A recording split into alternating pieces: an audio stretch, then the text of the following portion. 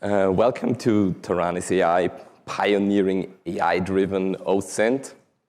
I'm Ben. I work at the Austrian Institute of Technology. And today I'm going to talk about Taranis AI, an open source platform for automating OSINT workflows. I want to talk about the research component and the general nature of developing open source software in this very specific domain of, or the mixture of these domains, research on the one hand, AI on the other hand, and the OSINT security field on the third. So this overlap gives you this very specific constraints, and the challenges we face there, or are part of them still facing, is what I want to talk mainly about. Let's start with a quick refresher about what's OSINT actually, so what we're talking about here. OSINT refers to open source intelligence. So it's the process of collecting and analyzing publicly available data for usually, or in this case, security purposes, investigating, sometimes journalistic purposes, but it's about this public data and you want to analyze it. Most of you probably have done that, maybe subconsciously. So if you're using any kind of software and you look it up online and see, hey, I want to use this new open source project or even closed source project, and I'm looking up, are there any CVs for this project? Or if I'm just following any researcher on a social media platform to get updates and news about security incidents regarding to software or anything else, that is basically OSINT. So a lot of people do that implicitly in their day-to-day work as a developer, more if you're in a role as a sysadmin, DevOps, SRE, you probably might even do that more. And then there are people that, it's for them, it's their day-to-day business. They do OSINT as a job. Usually they called like analysts, OSINT analysts, and here we're getting to this analyst bottleneck. So their job is it to find, for a huge company, for a CCERT, for or a CERT team, a SOC team, analyze these threats or investigate these threats then later on. And you have these thousands of news. You have a lot of software you have to investigate where you do not have the in-depth knowledge about it, maybe the domain knowledge.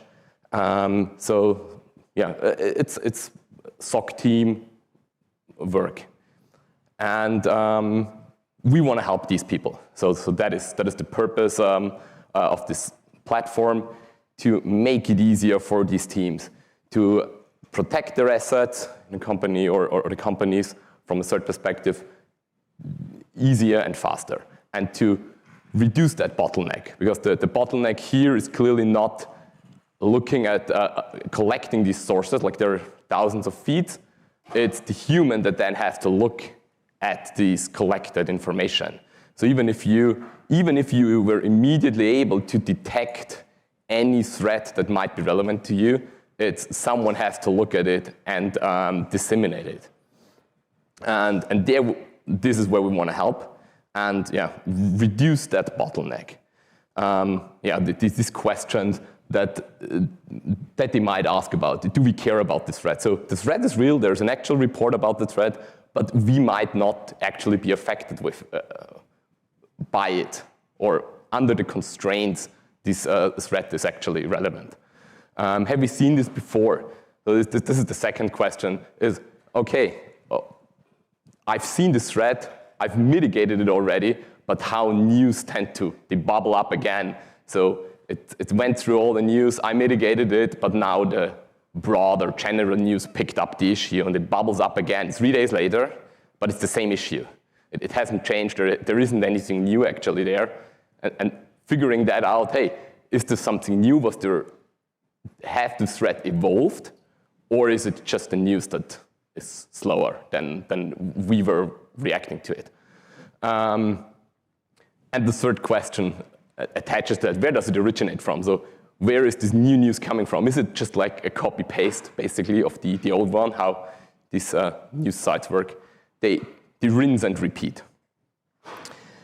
And for that, this is where we call it the Taranis workflow. And this workflow we haven't invented. It came originally from a project called Taranis3. This is also where the name comes from. And then there was Taranis-NG, the first one developed by the Netherlands CERT, the second one by the Slovak CERT, that developed these platforms. And we are the next in line here. We built upon Taranis-NG, moved on from that later, and built Taranis AI to add these machine learning AI capabilities on top of this workflow to help solve the issues I just mentioned. The workflow real quick is, on the left-hand side, you have your various sources. You collect RSS feeds, social media, MISP, so wherever you might get relevant open source intelligence information from, and then you process it. So it runs through this predefined, this is workflow steps that the analyst works with, and at the end you want to create a report. That's the output. So like input, output. You get in open source intelligence, unfiltered, raw from the internet, and you want to create something actionable out of it. Maybe a MISP report, maybe like a PDF report for management could be the output of Taranis in this case. I picked 4 features. This is just a small subset of features that make Taranis to go into depth of what I told, like these issues and challenges we faced. Let's start with named entity recognition because it was the first thing we tried to tackle. And it's still ongoing, and it's like the longest going challenge we face regarding AI and in this field. The first thing we recognized while looking at named entity recognition, for what's named entity recognition, it's using machine learning to recognize a predefined set of entities. So you don't have to predefine words, like I want to recognize anytime my company name appears. I want to recognize any company name, or or a name, or an organization. So you have these types, you predefine them, you train a model on that, and then you try to detect it. And one of the first things recognized is there are a lot of things where this doesn't make sense. As we've seen before in all the other talks the last days here on the AI track is no matter how good you train your model, it might be 90%, it might be 99%, but it's never 100.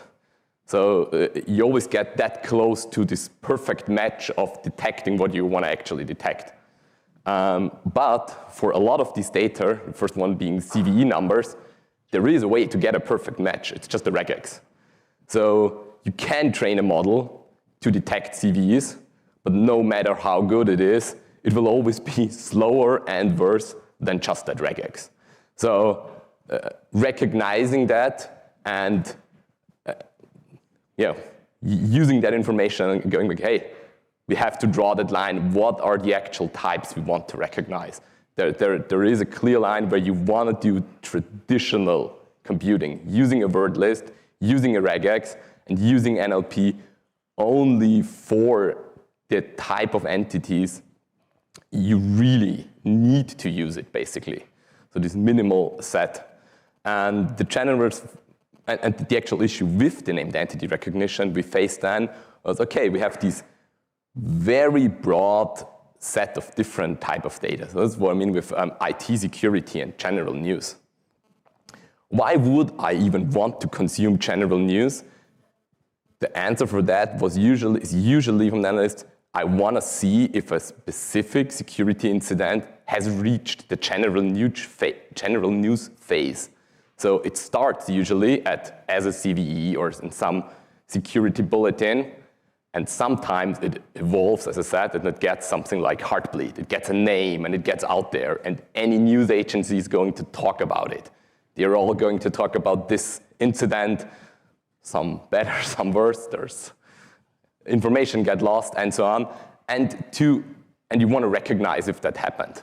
It might depend, because that means usually someone will ask you about it. You already mitigated it 5 weeks ago when it popped up. 5 weeks later, it ends up in Business Insiders that there was this issue, and your boss is going to ask you, hey, have we reacted to Heartbleed?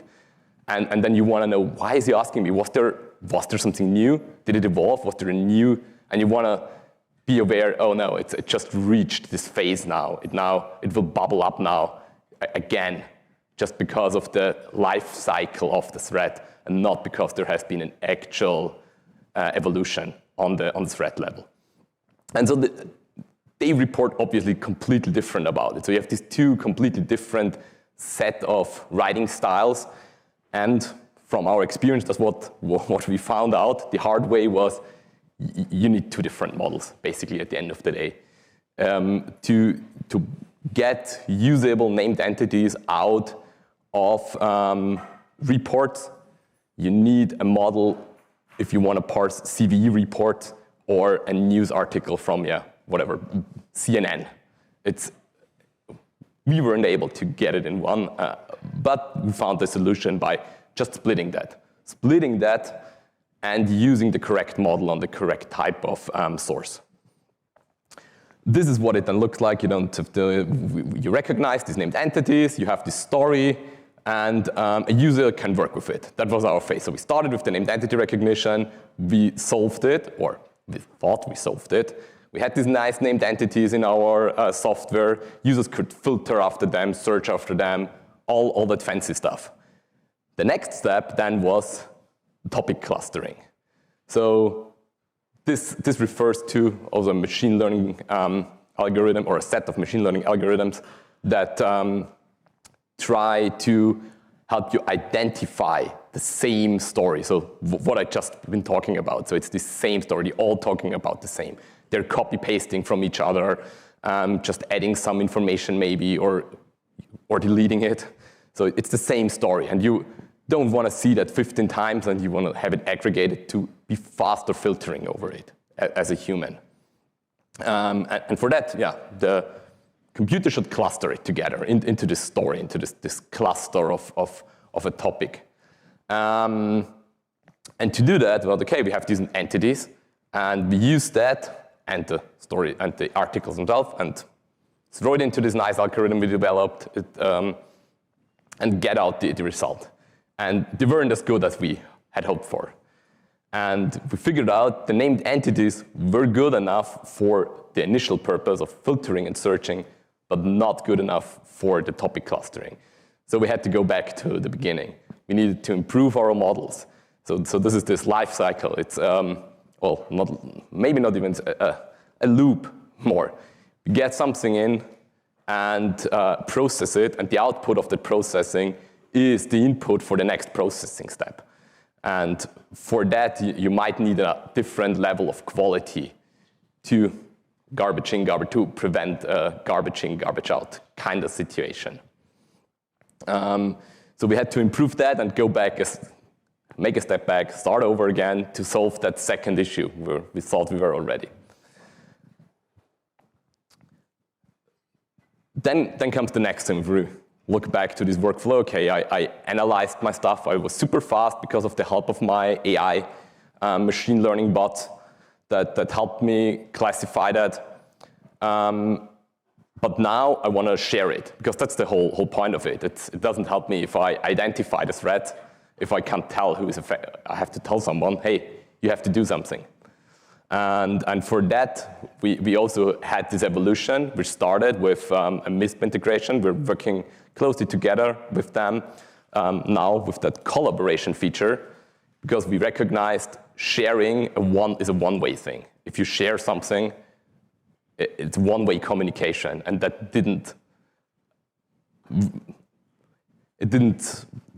it worked, but it wasn't enough, basically. It wasn't enough at one point. You want to get the information back, and you want to keep the context. That's basically, because if you have sharing, I share it to you, you share it to me, that looks like collaboration, but it's about the context. So the true collaboration needs to keep that context. And for that, what we built is a way to share information to MISP, manipulate it even in MISP without Taranis. You don't even have to use Taranis at all. You can only have MISP as I can share it to you even if you only use MISP. And I can consume it only if you use MISP. Or you have a Taranis instance attached to your MISP instance and you consume it from there again. So, and with that, you can have a true collaboration. That's one of the news. It's kind of in a beta phase right now. But this is where we're getting at, to have true collaboration between different SOC teams, between different CERT teams. So this is one of the huge steps in the evolvement of Taranis AI itself is to get to this true collaboration in sharing threat information. There okay, that doesn't look like it should look. I'm gonna step over it. Was zoomed too much. And the last part I want to talk here is about is the contextual enrichment. Here, what was our finding was, okay, you might want more information. Maybe you want a summary. You have gathered all the information you care about, all these stories, but before you share it, what you do is you write a summary. You want to they don't want to read 15 news articles about this incident. They want this 5%, and this is where AI comes. It's these more or less easy parts. The lesson learned here was, don't summarize everything. Do it on demand. So we had to switch back from, okay, we start to summarize stories after we cluster them, to why not just add a button. Let the human decide, hey, I'm the analyst, I want to summarize this. And that massively improved the UX to sometimes not do stuff automatically, to give the analyst, we call it the human in the loop. So the whole process, everything is we try to keep that in mind while designing and implementing, to have this human in the loop approach. So know that we do not try to have this automated in a sense to, okay, it collects, it does stuff, it throws it out, no one ever looks at it. We want to have a human in the loop approach.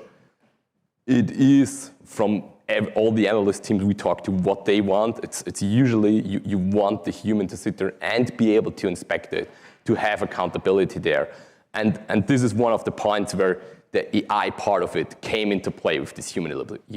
The human wants to click a button to have this conscious decision, I want to summarize that, because then you read it. If you click the button to create the summary, you read the summary because you just created it, and then you share it. If you do it automatically, you have this summary there already, and you might just accept it for what it is, because it's been there when you opened the page, and you don't question it that much anymore, which might, as we know, not perfect, machine learning software, lead to not as good as a summary as it would have been if you would have written it yourself. So you're degrading, actually, your output, which no one wants.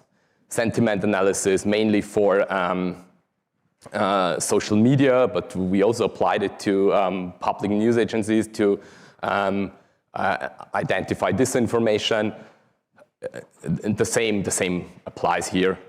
More moving to a conscious information. We do it automatically for filtering as well, but you can decide there. And the last one is actually where I started off. It's now to close the loop. It's that threat classification. So there, this was what we found out with the named entity recognition is we have to classify the news articles into, is this cybersecurity related or is it general news? And we do that in a pre-step, and then we know, hey, do I want to do all these following steps? I will look completely different at this article based on that first step, this classification. Hey, this is cyber. This is a CVE report.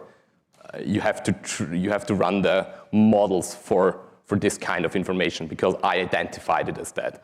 That solved this initial issue and gives you this additional knowledge because now you can filter for, okay, I might want for my report, I want to show that it reached this general news phase, and I want to include in my report an article from the general news and not from a super technical source. So I could filter for to this topic a general news source to add. Open source, open intelligence. So where does it meet? What we figured here was open source. A lot of people have all these expectations, goals. We want a community-driven project. We want to follow all these best guidelines out there. We want people to be able to inspect everything, reproducible builds, SBOM, all this fancy stuff we want to have there. And then you're starting to train GPU models. And suddenly you lose the community because no one is able to do that. To rent a GPU cluster for a couple hundreds or maybe even thousands of euros on AWS or wherever, on any cloud provider, to train that model. So all this reproducibility gets much harder. And on the other end, with the nature of that project, a lot of people can't even use it then. So even if you go there and say, okay, we have this fancy model you could run if you have this GPU cluster, but people want to do what we've just seen in the last talk. In best case, why can't I just run it on my notebook? Or at least some server hardware where I don't need an insane upfront. So people want to run it on CPUs. It's a feedback we got, and it's understandable. And drawing that line here right now we offer both. So we try to offer CPU and GPU-based models to get both best out of both worlds, basically. Yeah, challenging. Training data scarcity it's the next thing. So you need that data first. And here again, we have that issue. So you want to make it public, you want to have it reproducible, but you need to publish a training data set. Where did you get your training data set for? Can you publish it? Is that allowed? All these legal aspects suddenly get involved. Issues you usually do not have in, I call it normal open source development. If you're writing your code, it's your code, you've written it. If you're training that model, you need to get data somewhere. You have these huge data sets, gigabytes big, you have to share them somewhere. So there's this whole new front of issues if you're in open source development and having this overlap to modern machine learning and want to do true AI development in an open source project. Domain-specific language, and here again, this is an issue.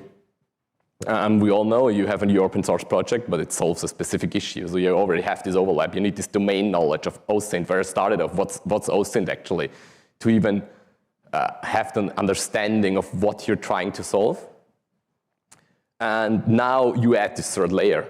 So like your Venn diagram got a third circle, and you're reducing the set of possible contributors even farther because you need someone who has the domain knowledge, who has the knowledge of your open source language stack, and so on. And you need that machine learning knowledge now on top of it to run it. So it's this third layer, all the data science, all of that is involved if you want to do that. So this is definitely something that you have to keep in mind if you're removing it. Okay, how can I keep contributors engaged in this limited set? And then resource limits, yeah. So you want to train that model. Even we now forget that we ignore where do you get that money? Even if I say I can train this €1,000 GPU model, someone has to pay for it. It's an open source project. The resources here. Usually you just need a notebook. You start cracking. You publish it on GitHub. You're done. But now you need to train this model for it to be usable, and you need a GPU cluster to do the training. So there are, even if you ignore the contributors and think, okay, it's only me developing it, it's still an issue. Someone has to pay for it. And yeah, at the end of the day, the answer is simple enough. You have to balance it. It's pros and cons in each direction, and we're trying to find the middle ground here.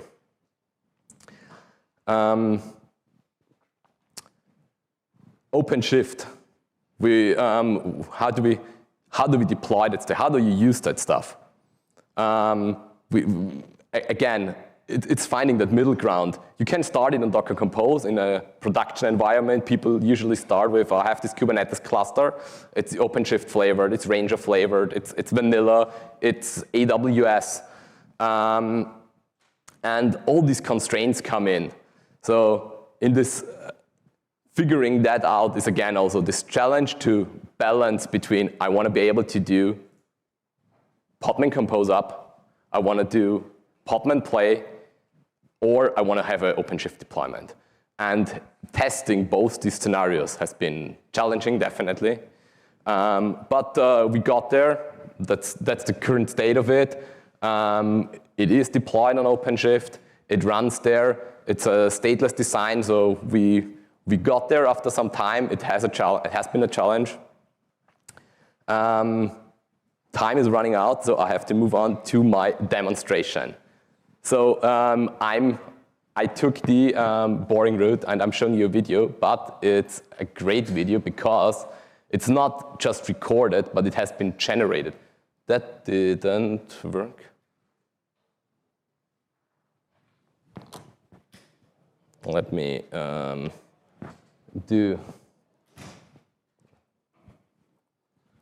let me open it here. Here we go. Can I do that? Yes. So what we did here is we used Playwright to write our end-to-end tests. And they tried to test most of the feature, like a workflow a normal analyst would go through in his day-to-day work. And then we realized we could add some CSS magic to add this highlighting, slow it down, and export the result as a video. And this is what you're seeing right now. So, so the interesting part here is the reusability. It was an interesting journey from, we have this end-to-end test, we want a documentation, and now you're reusing it for a presentation as well. It's part of our documentation. How is the software used? And we didn't have to reproduce manually. So if you change something in the UI, a button moves somewhere, something like that. You don't have to reproduce all your documentation material. You don't have to reproduce your presentation material because the video is generated based on your tests. So you fix your tests, obviously, while developing, while changing it, and you automatically get out that video. It's just parameters while calling the end-to-end test, basically, and it produces that video for you in the code base. And we publish it on our documentation website. I don't want to go into that depth. It basically just shows you how the application looks like, uses most of the features. Here you see sources coming in. They are just generated for the test. So as you can see, it's artificial data. On the left-hand side, you have a lot of filters. What I talked about, you can filter about these tags we extracted with the named entity recognition. You can edit the story, you can generate summaries, and so on. Interact with it. All the stuff, what I've talked before about the bots, about the machine learning, everything of that can also be done manually at any point in time. So that's also from this human-in-the-loop perspective. It's an interesting thing. It's great that the machine learning does it for you, but you also can always do it manually. You can always revert it. So it should just be a help for you to improve that your workflow. I'm going to stop that here and move back to the presentation, hopefully. Or don't. I will manage to.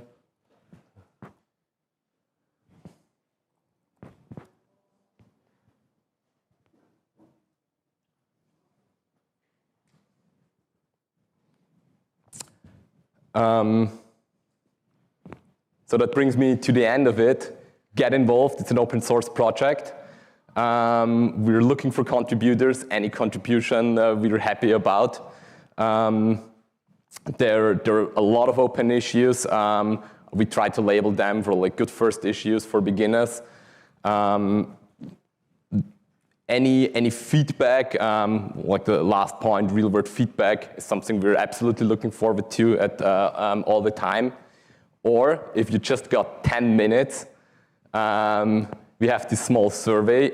It's to help us train our machine learning models. They're all public, where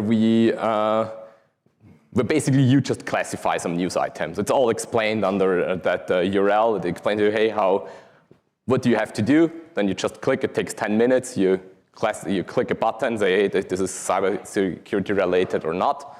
And we use that as our training data. So it's, yeah, the URL, the one is just to GitHub, and that one is to that survey. It's the QR code. Q&A, questions, a lot of them. I'll start in the front. I have a question. Do you implement some messaging broker, like the incoming streams? Yeah. So the question was if we are using a messaging broker. Yes, we do. Right now, we are using RabbitMQ and Celery as a message for the message broking. We were thinking about moving away from it to Python Prefect. The challenge we faced with that works Celery. If you used Python before, you might know it.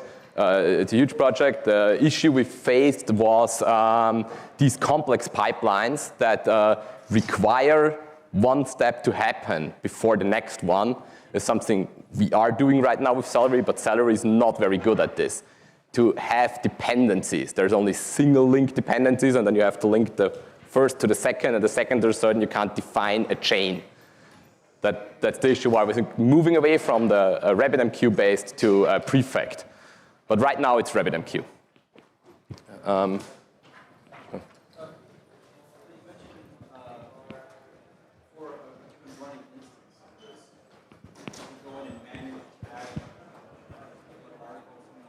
Sorry, I didn't. For a given running instance of this, you can go in and look at an article and manually type it.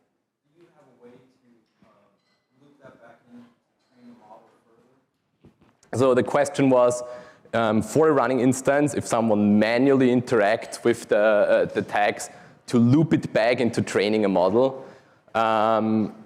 We thought about that. We haven't automated that. Mainly because we were unable to get this data in a meaningful way. The challenge was a legal challenge. It was, okay, how do we add a button to you consent that we use your data, and because it's open source. So if you send that back to us, we train that model, we publish that model. So your information that you have in your instance might end up on the internet.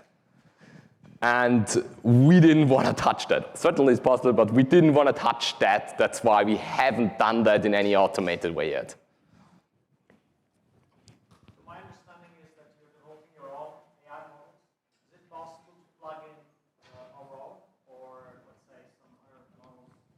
So the question was, can you plug in your own models? So we have this bot architecture, basically. You can, all of these models run in their own OCI containers that just take text in and give text out, and are then processed. It's defined a project how this interface looks like. It's all HTTP based, and you can just replace it. You can even replace it with ChatGPT.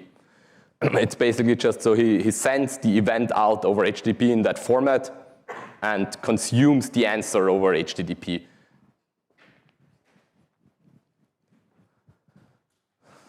One more question. So at first I thought that this is like cybersecurity focused, but then I noticed some of the types of disinformation they do for information manipulation as well. So the question was if it's purely cybersecurity related, or as we've seen in the presentation, it's disinformation.